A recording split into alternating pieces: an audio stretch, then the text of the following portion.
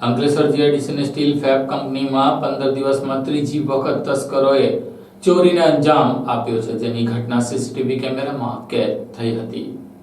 અંકલેશ્વર જીઆઈડીસીની engineering company steel fab ઇક્વિપમેન્ટના ગત રાત્રિ દરમિયાન તસ્કરો ત્રાટક્યા હતા, જે અંગે કંપની સંચાલક કમલેશ પંચાલે અંકલેશ્વર જીઆઈડીસી પોલીસને જાણ કરતા પોલીસ ઘટના સ્થળે દોડી ગઈ હતી। કંપનીના સત્તાધીશોએ જણાવ્યું હતું કે તસ્કરો લોખંડના સામાનની ચોરી કરી રહ્યા છે। આ ચોરીઓથી કંપનીને લાખો રૂપિયાનું નુકસાન થયું છે। કંપની દ્વારા દરેક ઘટના અંગે પોલીસ ફરિયાદ નોંધાવવામાં આવી હતી। તાજેતરમાં બનેલી ત્રીજી ચોરીની ઘટના બાદ કંપનીએ સીસીટીવી ફૂટેજ જાહેર કર્યા છે। આ ફૂટેજમાં એક તસ્કર કેમેરા પર કપડો નાખતો સ્પષ્ટ દેખાયો હતો। પોલીસે સીસીટીવી ફૂટેજના આધારે તસ્કરોની શોધખોળ શરૂ કરી હતી। કંપનીના અધિકારીઓએ જણાવ્યું કે વારંવાર થતી ચોરીની ઘટનાઓથી તેઓ ચિંતિત છે। પોલીસ તપાસમાં છતાં હજુ સુધી કોઈ પરિણામ મળ્યું નથી। પોલીસે આ મામલે વધુ તપાસ હાથ ધરી છે। હું Ketan Patel steel fab equipment કંપનીમાં જનરલ મેનેજર તરીકે ફરજ બજાવું છું।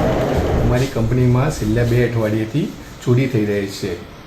પહેલી ચોરી 8/9/2025ના રોજ થયેલ, જે સીસીટીવી કેમેરામાં કેપ્ચર થયેલ ને અંદાજે 1,50,000ની ચોરી થયેલ, એની જાણ અમે પોલીસ સ્ટેશનમાં કરેલી। બીજી ચોરી તારીખ 21/3/2025ના રોજ થયેલી, જેમાં અંદાજે 1 લાખ રૂપિયાનું એસએસનું રો મટીરિયલની ચોરી થયેલી, એની જાણ બી અમે પોલીસ સ્ટેશનમાં કરેલી। આજે વહેલી સવારે 4 વાગ્યાના અરસામાં ફરી કંપનીમાં પ્રવેશ કરી ચોરીનો અંજામ આપ્યો હતો। વારંવાર એક જ જગ્યાએથી આવી રહ્યા છે ચોર ને ચોરીને અંજામ આપી રહ્યા છે।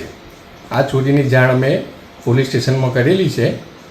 અમારી પોલીસને વિનંતી છે કે આનો વહેલી તકે ઉકેલ લાવે।